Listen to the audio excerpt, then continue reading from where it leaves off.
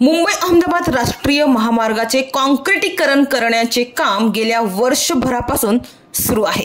आतापर्यंत जवळपास 70% महामार्गावर काँक्रीट करण्याचं काम पूर्ण झालं आहे। मात्र अजूनही उड्डाणपूल, सेवा रस्ते आणि पथदिवे दुरुस्तीचे काम बाकी आहे। महामार्गावरील अपघात कमी व्हावेत व प्रवाशांचा प्रवास सुखकर व्हावा यासाठी काँक्रिटीकरण करण्यात येत आहे। मात्र महामार्गावर कामाचे नियोजन नसणे व हलगर्जीपणा यामुळे गेल्या वर्षभरात अपघातांचे प्रमाण मोठ्या प्रमाणात वाढले आहे।